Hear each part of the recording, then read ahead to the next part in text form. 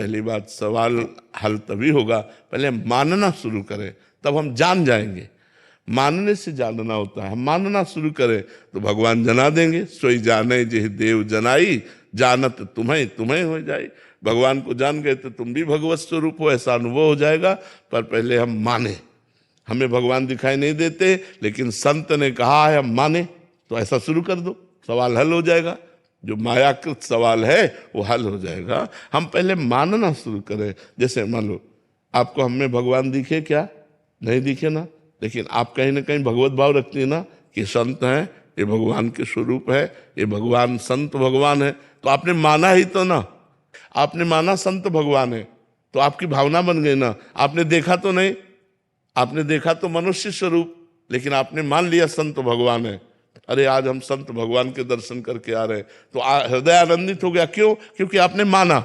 हमें लगता है यदि हम मान्यता कर ले, हम माने तो माने से जाने हो जाएगा। जान करके मानना है तो बहुत बड़ी बात है, बहुत समय लगेगा। मान करके जानना में बहुत कम समय लगता है। हम मान लिया हमारे गुरुदेव, मान लिया हमारी माता, मातृ देवो भव, पितृ देवो भव, ये हमारे भगवान है, तो हमारा परिवार से मोह भी नष्ट हो जाएगा और परिवार की सेवा भी बड़े प्रेम से होगी और भगवान की भी प्राप्ति हो जाएगी। इशिता जी बेंगलोर से। श्री हरिवंश। श्री हरिवंश महाराज जी हम श्री जी को वो भोग लगाते हैं जो हमें खाने को पसंद हो। ऐसे में महाराज जी रसेंद्री पर शासन नहीं हो पा रहा, मतलब। हाँ, एक बार हम कई बार बता चुके हैं, हमें मीठा पसंद था, तो था इसलिए कह रहे कि अब तो कोई रुचि ही नहीं रह गई किसी भी तरह, मतलब भोजन की भी रुचि नहीं है। समय से भोजन सामने प्राप्त हो जाता है, जो इच्छा हो, तो रुचि नहीं रह गई कि यार ये पाया जाए, ये खाया जाए, ऐसी कोई रुचि नहीं रह गई। पहले मीठा में बड़ी रुचि थी, तो परिक्रमा दे के राधा वल्लभ जी के, बिहारी जी के दर्शन करके निकले तो सामने गरम गरम इमरती निकाली जा रही थी। दृष्टि गई कि यार गरम गरम इमरती, तो मीठा प्रिय था और पैसा पास था नहीं, पैसा पास रखते नहीं थे। तो एक ब्रजवासी अचानक, अब देखो भगवान का विधान होता है, अचानक आए वो 50 रुपये, तो हमका इमरती लेके दे दो। तो उन्होंने इमरती, बहुत जलन हुई। एक साधारण चीज इमरती में गिर गए, भगवान ने वो विधान बनाया, इमरती दी। तो हम गुरु जी के पास गए अपने और घटना बताई कि इमरती देख के ऐसा मन हुआ, तो मन होने के कारण भगवान ने व्यवस्था कर दी इमरती। तो महाराज जी ऐसे तो मन बहुत परेशान कर देगा। तो महाराज जी के शब्द थे, जिस विषय में तुम्हारा राग हो उस पदार्थ को लेकर भोग लगाओ और उसका किनका ले लो और बांट दो।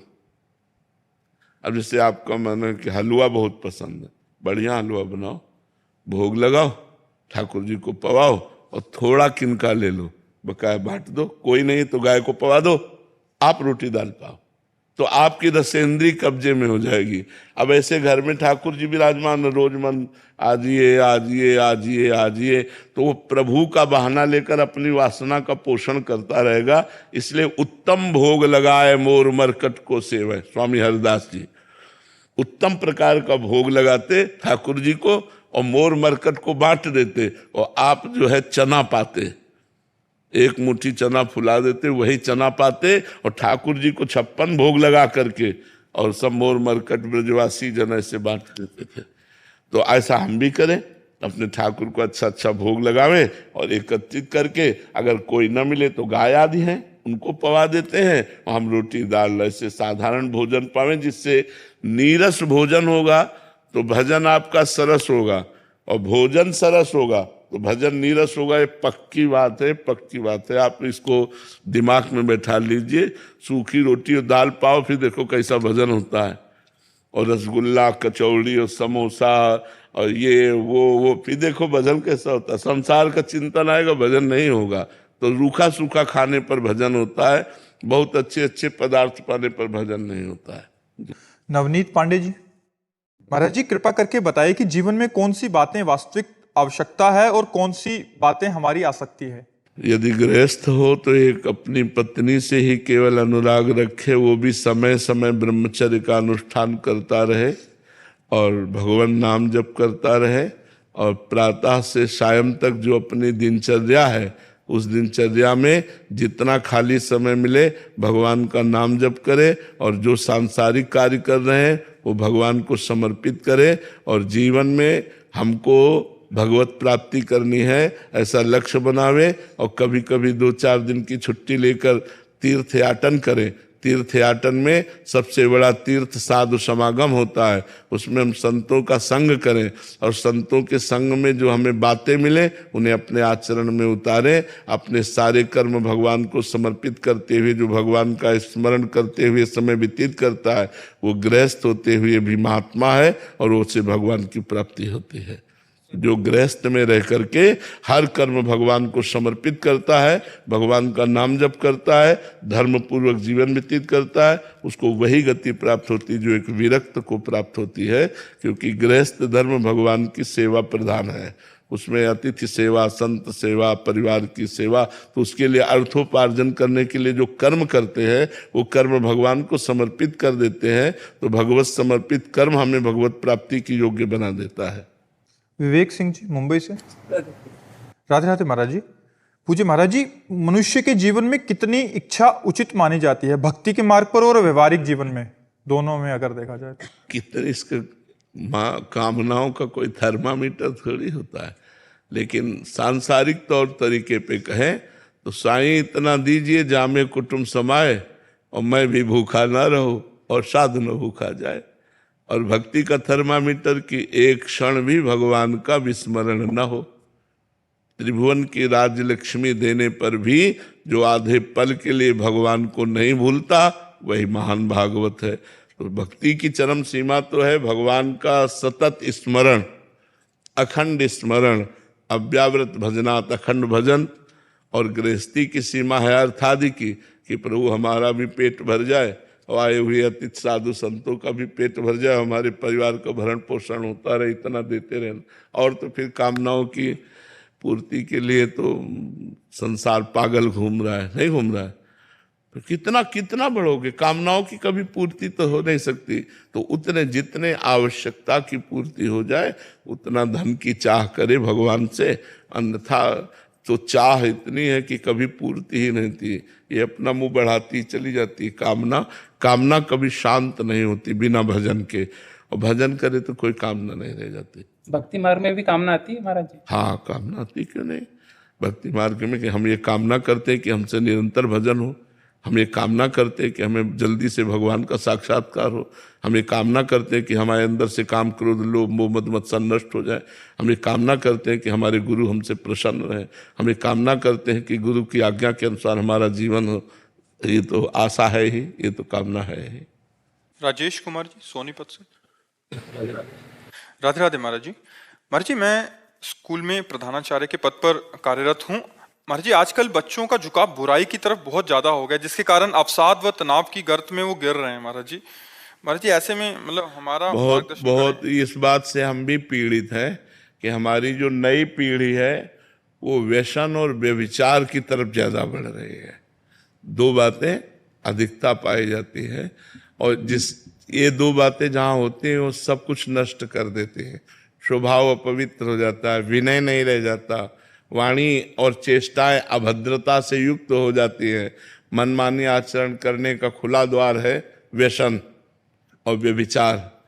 तो और ये नई पीढ़ी में बहुत जोर से वायरस की तरह फैल रहा है, क्योंकि मोबाइल है और गंदे बच्चों का संग है और बाहरी देशों की नकल है।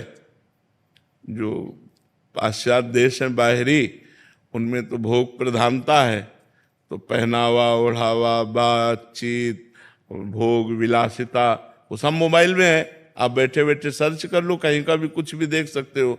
तो जो गृहस्थ धर्म की क्रियाएं हैं वो जब सयाने लोग होते थे तब उनकी मानसिकता में उनका प्रवेश होता था। अब नवजात बच्चे जो हैं उनको खेलने के लिए मोबाइल दे दिया जाता है, तो जैसे जैसे वो बड़े हो जाते हैं फिर वो मोबाइल में बहुत प्रवीण हो जाते हैं, उसी में आसक्त हो जाते हैं। तो हर गंदी बात मोबाइल से सीखने के लिए तो बहुत सद्गुण भी है मोबाइल में। मोबाइल सुनकर ही आए हो आप लोग, मोबाइल से सुन के तो आए हो वृंदावन, एकांतिक में। और मोबाइल सुनकर नए बच्चे गलत आचरणों में जा रहे हैं और संग भी गलत हो रहा है। एक बच्चा गलत होगा तो 50 को गलत कर देगा। तो ये जो माता पिता की अवहेलना और गुरुजनों के वचनों को ना मानना, ये ज्यादा पतन में ले जा रहा है। अगर हम अपने टीचर की, अपने शिक्षक की बात पर ध्यान दें, अपने माता पिता की बात पर ध्यान दें, तो हमारा जीवन उज्जवल होने लगे। लेकिन न तो कोई गुरुजनों की बात पर ध्यान देता है। अच्छा, शास्त्र स्वाध्याय का कहीं कोई संयोग नहीं, रुचि नहीं रह गई शास्त्र स्वाध्याय की। टेलीविजन और ये मोबाइल ने शास्त्र स्वाध्याय की तो बातें ही हटा दी एक तरह से, कि कोई बैठ करके रामायण को, भागवत को, गीता को अध्ययन करे, ऐसा तो बहुत कठिन हो गया। पहले घरों में, गांव में बता रहे हैं, दीपक जला लिया गया और रामायण अर्थ सहित पढ़ रहे हैं। 10-20 बूढ़े लोग बैठे हुए हैं, तो घर में हो रही तो कानों में तो पड़ती थी बच्चों के। अब वो सब बातें, पूजा हो रही, आरती हो रही, भगवान नाम कीर्तन हो रहा है। गांव का एक बढ़िया माहौल था, वहाँ सांसारिकता नहीं थी तो भागवतिकता भी थी। तो अब जो है, जब समय मिला तो मोबाइल और टीवी, अब रामायण भागवत ग्रंथों का स्वाध्याय नहीं। तो आधुनिकता की पढ़ाई में इतनी क्षमता नहीं कि इंद्रियों का सुधार कर सके।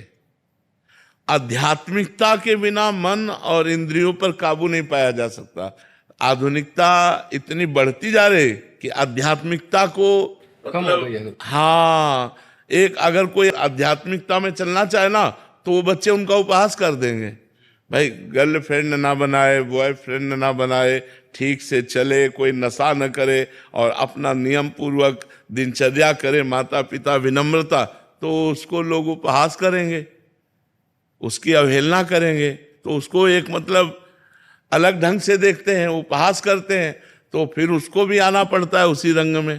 तो नए बच्चों में ये 2 चीजें जो बढ़ रही हैं, व्यसन, नशा और व्यभिचार, ये बहुत मतलब दुख का विषय है, क्योंकि ये अवस्था उन्नति के लिए है। अगर इस अवस्था में ध्यान देकर पढ़ें तो ग्रेजुएट पदों में पहुंचे, हमारे भारत की सेवा करें। अच्छा, जो विलासिता का समय है वो 20 के बाद है। 20-25 हमारे शास्त्रों में रखा गया है। पहला ब्रह्मचर्य, दूसरा गृहस्थ, तीसरा वानप्रस्थ और चौथा सन्यास। 100 वर्ष की आयु में ये 4 रखे गए। 25 ब्रह्मचर्य के, 25 से 50 तक गृहस्थ और 50 से 75 तक वानप्रस्थ और 75 से 100 तक सन्यासी। अगर 100 वर्ष की आयु है तो उसके 4 विभाग कर दिए गए। तो अब 100 वर्ष की तो बहुत है, कोई जाता होगा, 80 रख लो, तो 80 में उसके 4 विभाग कर लो। 20 वर्ष तक ब्रह्मचर्य, 40 वर्ष तक गृहस्थ, 60 वर्ष तक वानप्रस्थ और 80 वर्ष में सन्यास पूरा। तो अब वो शास्त्रों की बातें तो मानी नहीं जा रही। अच्छा, आप ज्यादा समझाने की कोशिश करें तो 4 बच्चे मिलकर आपका विरोध कर देंगे। यही होता है गुरु जी, सबसे बड़ी समस्या यही है।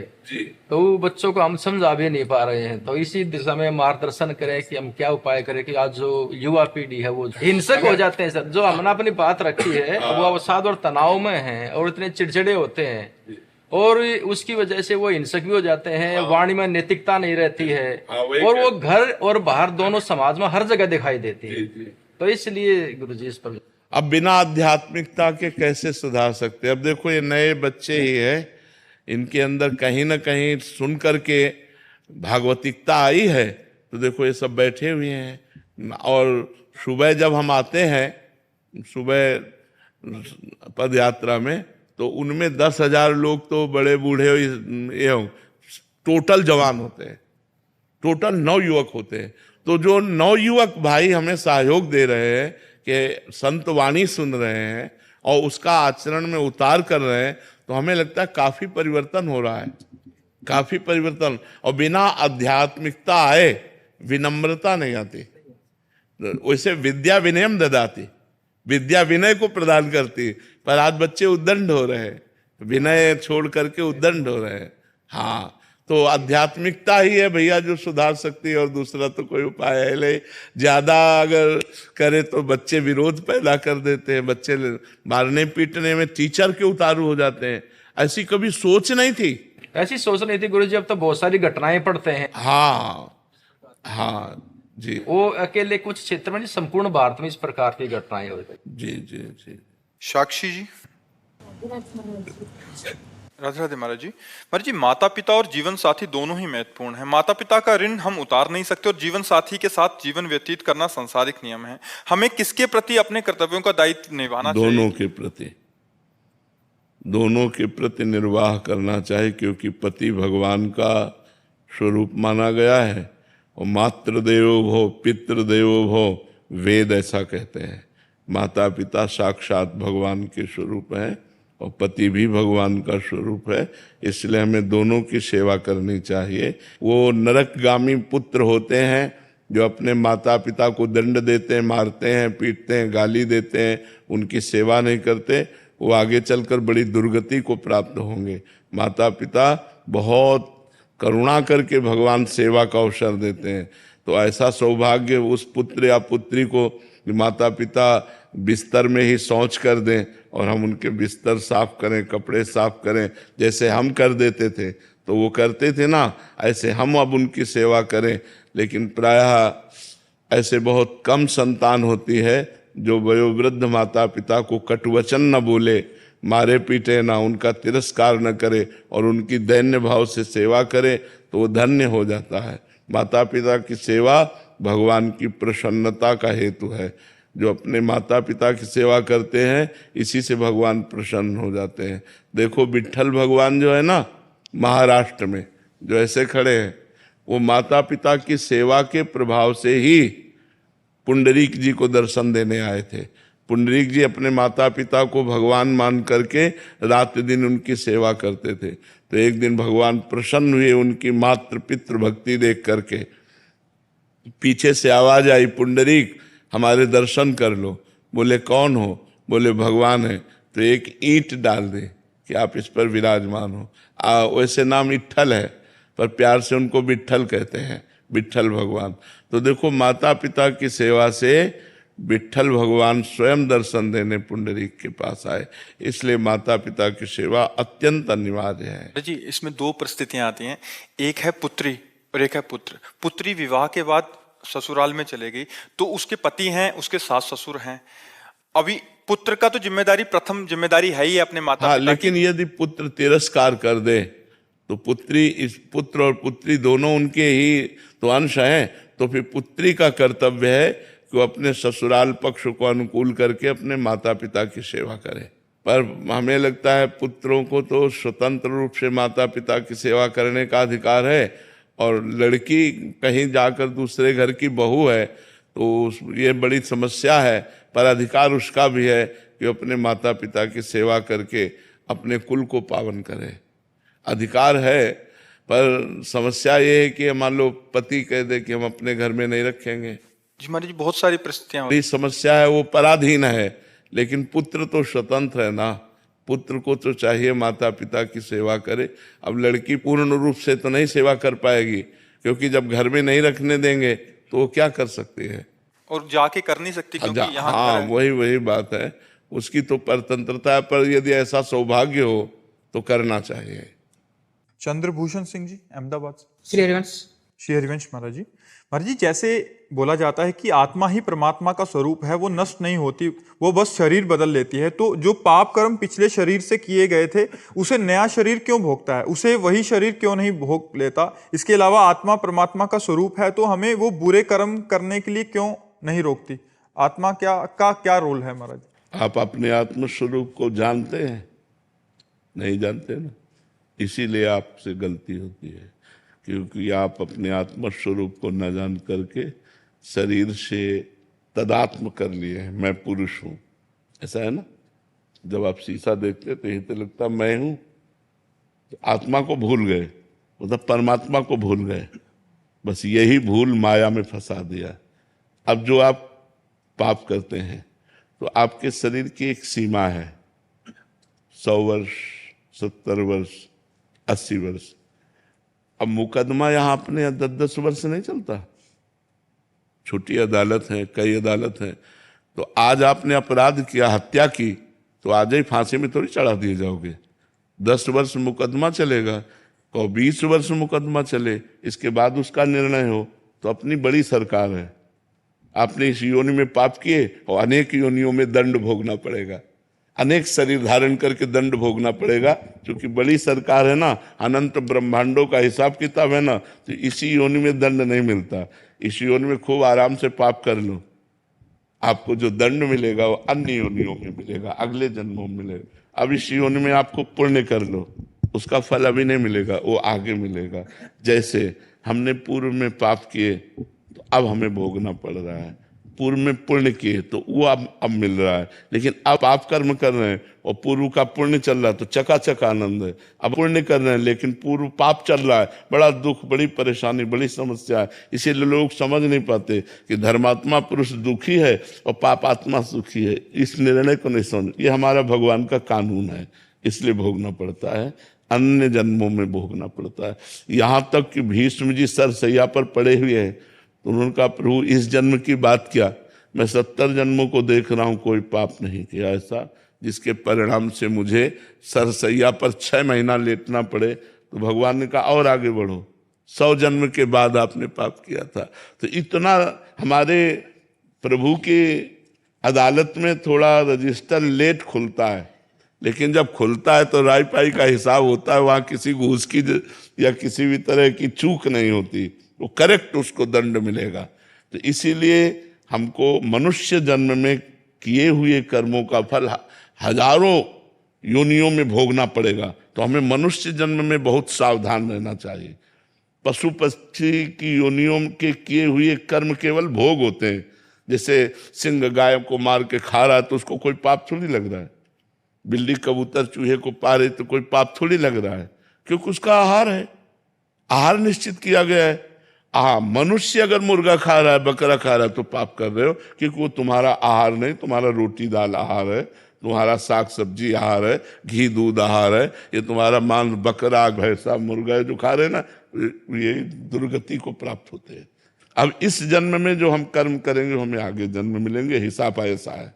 कानून कानून है, अब क्यों है तो सरकारी कानून है कानून है, जहां जैसी व्यवस्था होती है। तो हमारे भगवान का कानून है कि इस जन्म में पाप करोगे तो आपको अनेकों जन्मों में उस पाप का फल भोग। कुछ ऐसे कर्म भी हैं जिसका इसी जन्म में भुगतान हो जाता है। बहुत भयंकर अपराध, साधु अपराध, साधु अवज्ञा तुरंत भवानी, कर कल्याण अखिल ज्ञानी। अगर संत का अपराध बन गया, वैष्णव का अपराध बन गया, भक्त का अपराध बन गया तो तुरंत लागू हो जाएगा।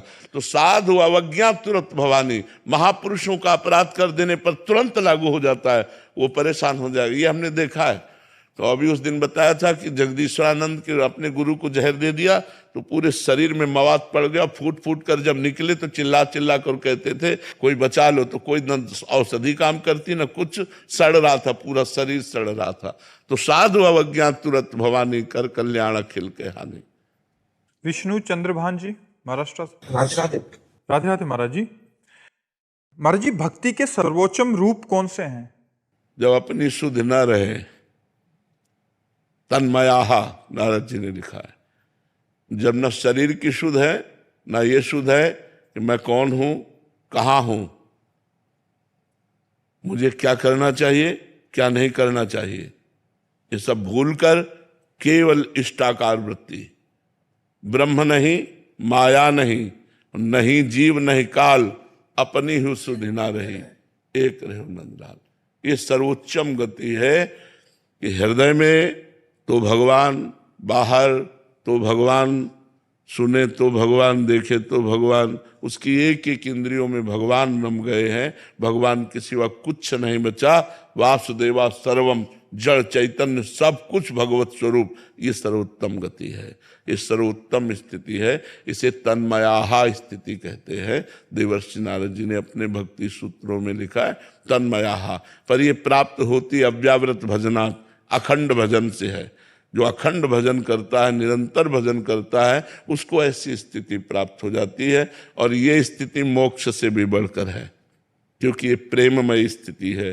जैसे गोस्वामी तुलसीदास जी कह रहे, सिय राम मैं सब जग जानी, करो प्रणाम जोरी जुग पानी।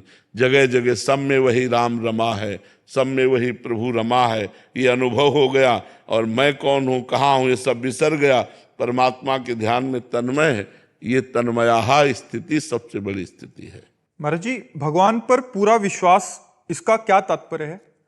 पूरा विश्वास हो जाना। हाँ, इसका तात्पर्य यह है कि हमें भारी दुख की समय विपत्ति ने घेर लिया, भारी दुख का समय आ गया, हमें दृढ़ विश्वास है कि मेरे भगवान मेरा परम मंगल करेंगे, मेरा परम हित करेंगे। ये दुख नहीं है, ये विपत्ति नहीं, भगवान का किया हुआ विधान, इसमें परम मंगल होगा। जैसे एक श्री दाम नाम के भगत थे, श्री दाम नाम था उनका, वो भगवान के परम भक्त थे और निष्काम भक्त थे। तो उनको पहले एक राज कर्मचारी के यहाँ नौकरी मिली, उनकी निष्कामता देखकर मंत्री जी ने अपने पास रख लिया और निष्कामता और प्रवीणता देखी तो बादशाह के सामने पेश कर दिया। तो बादशाह ने उनको निष्कामता के कारण ही खजांची बना दिया।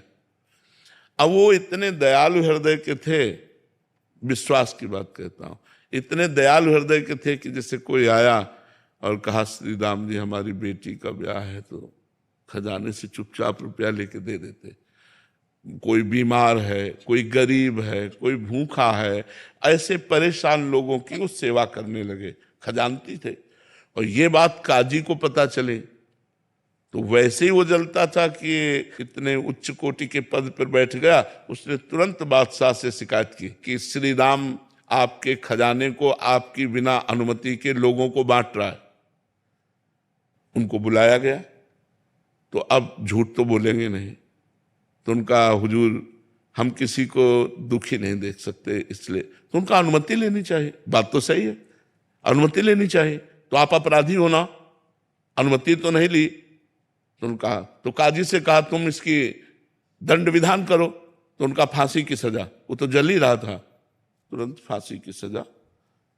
उनको विश्वास था भगवान परम मंगल भवन है, अमंगल होने ही नहीं दे सकते। अब बादशाह की तरफ से फांसी की सजा पास हो गई और उनको हथकड़ी बीड़ियों से जकड़ लिया गया और बद के स्थान के लिए ले जाने के लिए पहले उनको घुमाया गया बाजार से होते हुए कि अपराधी, इन्होंने ये अपराध किया इसलिए इनको फांसी की सजा। इधर उनको ले गए, इधर जो है एक झोली टांगे हुए श्याम वर्ण का 14 वर्ष का बालक आकर खड़ा हुआ और कहा सलाम हुजूर। देखा तो देखते ही आश्चर्यचकित हो गए, इतना सुंदर रूप। बोले कौन हो? तो बोले मैं श्री राम का नौकर हूं। कैसे आए हो? बोले हिसाब चुकाने आया हूं, खजाने का तुम्हारा जो भी चला गया है वो ऐसे झोली पलटाई तो वो दिव्य हीरे कि एक हीरे की कीमत उसके खजाना पूरा नहीं, कहा ये सब रख लो और तुरंत मेरे मालिक को छोड़ दो। उसके होश खराब हो गए, नौकर में इतनी सामर्थ। अब वो तुम्हारा नाम क्या है? उन्होंने कहा बिट्ठू। और इधर उनसे पूछा गया कि अब आखिरी तुम्हारी इच्छा क्या है? तो महाराष्ट्र में विट्ठल भगवान है, उनके वो सेवक थे, तो उनका एक बार केवल झांकी करवा दो। इधर हिसाब किताब, उधर कह रहे एक बार झांकी करा दो। तो विट्ठल भगवान के पास गए और कहा राजी हो? इतने में घोड़े से दौड़ते हुए वो आदमी आए राज की और कहा श्री राम को मुक्त कर दिया जाए। और बादशाह ने तुरंत बुलाया है।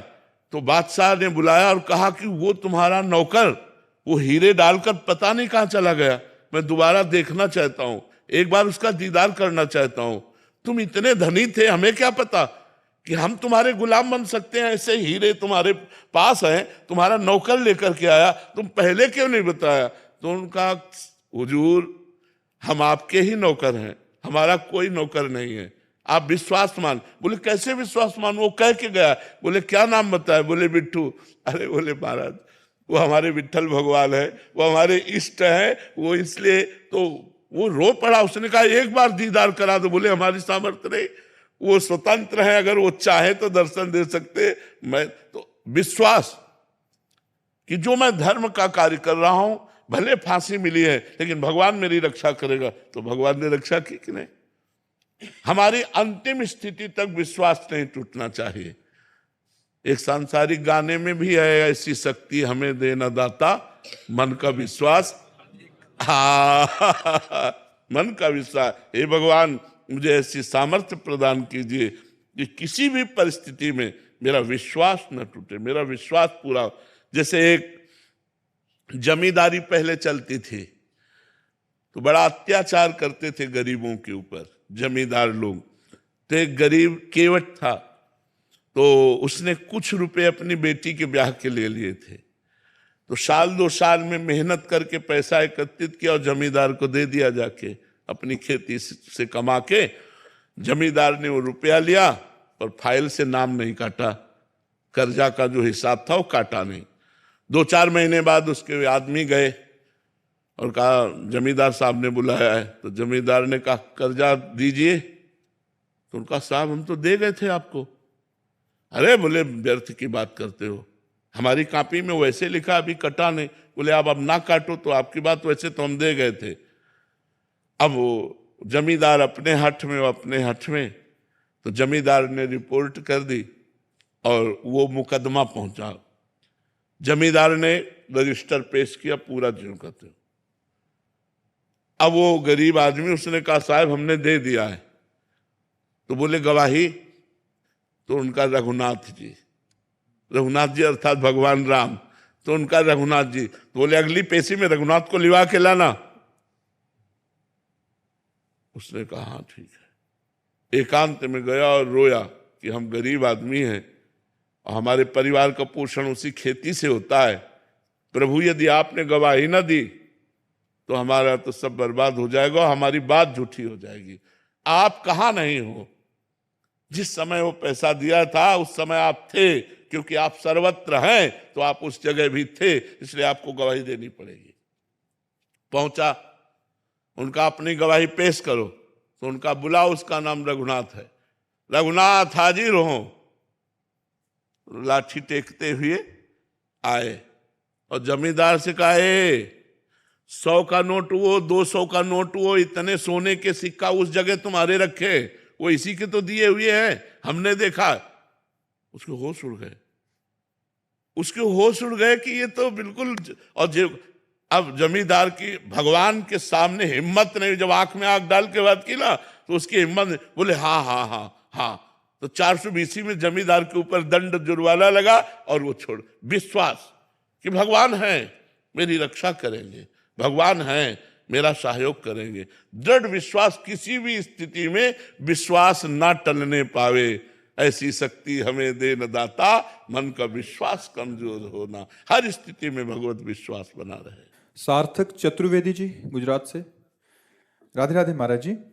महाराज जी, आपने भी सुना है कि गुरु प्रसन्न होने से कुछ भी पाना दुर्लभ नहीं है, पर गुरुदेव तो नित्य प्रसन्न ही होते हैं। ऐसे में उन्हें प्रसन्न कैसे किया जा सकता है? देखो, गुरुदेव अपने स्वरूप में प्रसन्न रहते, लेकिन संबंध में प्रसन्न हो जाए। हमारा आपका जो संबंध है इसमें हम प्रसन्न हो जाए। स्वरूप में तो प्रसन्न रहते हैं, स्वरूप में तो ना किसी से राग है न द्वेष है, तो उनकी प्रसन्नता अखंड रहती है। लेकिन संबंध की प्रसन्नता, जैसे हमारा आपका गुरु शिष्य का संबंध है, अब हम इस संबंध से आपसे प्रसन्न हैं कि वाह, जितना देखो उतना समर्पण, पूर्ण समर्पण। एक रसिक देव जी महाराज हुए हैं, टटिया स्थान के बड़े संत हुए हैं। तो उनके गुरुदेव ने जब देखा कि पूर्ण समर्पण की तैयारी कर रहे हैं, महापुरुष दृष्टि डालते हैं। देखो, गुरु जी के प्रसन्न होने की बात कहते हैं, वैसे तो स्वरूप में प्रसन्न है। तो उन्होंने अपने और शिष्यों से कहा पढ़ जाओ पीछे रसिक देव के। बोले जो आगे। अब वो गलती करते स्वयं और शिकायत करते आगे कि महाराज जी रसिक देव बहुत परेशान किए हैं, इतना हल्ला मचाते, इतना ऐसा करते हैं, वैसा आसन फेंक दिया उनका, और शिकायत आप आके पहले करते। और वो सब बनी बात थी। 1 बार 2 बार, फिर तीसरी बार रसिक देव को बुला। रसिक देव, टटिया स्थान तुम छोड़ दो। उन्होंने एक बार भी नहीं कहा गुरुदेव हमसे कोई गलती नहीं हुई, कोई अपराध नहीं हुआ, आप टटिया स्थान से। और वो गुरु जी की सेवा में संलग्न थे और बहुत ही प्राणपन से समर्पित थे। साष्टांग दंडवत किया टटिया स्थान से। अब वृंदावन में एक गुरु भाई थे, तो बहुत से संत जनों के शिष्य होते हैं, तो उनके नजदीक रुके। अब उनके हृदय में भारी जलन की, गुरु से दूरी रह करके जीवन व्यतीत, गुरु जी की सेवा नहीं। तो उनसे प्रार्थना की कि आप गुरु जी के वस्त्र ला के दे दो, अगर मैं उनको प्रणाम करके धोकर घर आ करके दूंगा तो मुझे संतोष हो जाएगा, भले गुरु जी से दूरी है। तो उन्होंने जाके एक दिन प्रार्थना की कि महाराज जी वस्त्र सेवा हमें मिलेगी क्या? तो कृपा कर दी, हाँ ठीक है। और वो वस्त्र ले गए, जा करके रसिक देव जी वो साष्टांग दंडवत वस्त्रों को करते और धो करके घड़ी करके फिर भेजते। 2-4 दिन हुए थे, वस्त्रों को देख करके कहा, तुम सही बताना, ये तुम वस्त्र धोते हो? क्योंकि वस्त्रों को इतने प्यार से वो घड़ी करके, तो उनका तुम वस्त्रों को धोते हो? तो चुप हो गए। बोले रसिक देव है क्या? बोले हाँ। बोले आदेश कर दो कि वृंदावन से बाहर चले जाएं। अब तो क्या गुरु की आज्ञा, रो पड़े बस गुरुदेव की तरफ, वहीं टटिया स्थान की तरफ सिर करके दंडवत किया और वहां से मथुरा चले गए। मथुरा ब्रज वृंदावन तो आज छोड़ने के, जब मथुरा गए, अब गुरुदेव की कैसे सेवा हो? तो जो कोई उनको कुछ चढ़ाता, तो एक भगत को ऐसा जो टटिया स्थान जाता था कि यह सीधे गुरुदेव के चरणों में जा, तो जो कोई चढ़ाता ले दे के कुछ, वो ऐसे सेवा की, गुरुदेव की सेवा बनती रहे। गुरुदेव वो प्राय जल्दी जल्दी पहले ऐसा नहीं करते थे, तो उन्होंने कहा कि इतने भाव से साष्टांग दंडवत करते हो, भेंट समर्पित करते हो, क्या रसिक देव है क्या तुम्हारे पास? तो झूठ तो बोल नहीं सकते महापुरुषों के सामने। बोले महाराज जी वही व्यवस्था करके देते हैं। बोले आदेश कर दो ब्रजमंडल के बाहर चला जाए। गुरु ने आदेश किया, ना मथुरा ना ब्रजमंडल, बाहर एकदम चलो। एक बार भी उन्होंने कोई प्रश्न नहीं किया, चले गए बुंदेलखंड में जाकर के उधर। तो उधर अब गुरु के ताप, विरह ताप में जलते, तो गुरुदेव एक बार उधर गए, सूचना मिली, लेकिन उनका आदेश था कि सामने ना आना। तो सामने गुरुदेव के नहीं आए, और गुरुदेव किसी लता के नीचे से निकल लेते तो उनके से खरोच गया और रसिक देव जी के सर पर घाव हुआ। देखो, गुरुदेव को किसी ने गर्म दूध पिलाया तो उनके जवान पे, तो रसिक देव जी के पास जो जन थे उनसे कहा रसिक देव जी ने कि जाओ ये मलहम गुरुदेव के सर पे लगा देना और प्रार्थना करना कि ऐसा गर्म दूध ना पिया करे। जो उन्होंने जा कहा तो उनका, ये बात तुम कैसे जाने? ये बात तो केवल हम जान रहे हैं। रसिक देव है क्या? बोले हाँ महाराज जी रसिक देव है। बोले यहां से भी चला जाए। गुरुदेव की इतनी कठोर वृत्ति। अब लौट के जब वृंदावन आए तो ठाकुर जी नाराज, रूस गए गुरुदेव से। तो उन्होंने ठाकुर जी से कहा आज आप रूसे हुए क्यों? बोले इतना क्यों, मतलब आप रसिक देव को सता रहे? जब तन मन प्राण सब कुछ समर्पित है तो आपको बोले जय जय आपकी सिफारिश।